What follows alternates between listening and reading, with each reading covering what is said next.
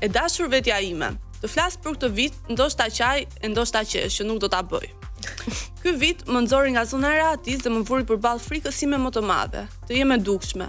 Dalja në televizion, ekspozimi, edhe kur zëri më dridhej dhe zemra më rrite fort. Kjo kërkoi kurajo dhe unë e gjeta brenda vetes. Jo gjithmonë u vlerësova. Shpesh u keq kuptova, por nuk u ndala. Vazhdova edhe në ditët kur doja të dorëzohesha, edhe kur dyshoja në vlerën time. Ka qenë një vit i lodhshëm emocionalisht. Kam qarë në heshtje, jam ndjerë e tepërt, e ndonjëherë edhe budallaqe, por prap zgjodha të mos dorëzohem, dhe për këtë jam krenare. Unë këtë vit po e mbyll pa mlef dhe pa urrëtie, duke falur të tjerët dhe mbi të gjitha duke falur veten time. Për vitin që vjen dua të mos ndalem me të kur lodhem, të mos ndryshoj kush jam, të shfrytëzoj çdo mundësi që më jepet pa frikë dhe pa u zvogëluar. Dua të rritem profesionalisht, financiarisht dhe emocionalisht.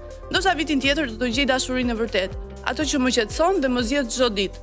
Ndoshta dhe inshallah bëhem milionere në vitin 2026, por mbi të gjitha dua të jem mirënjohëse, e vërtet dhe besnike ndaj vetes time, me shumë dashuri unë.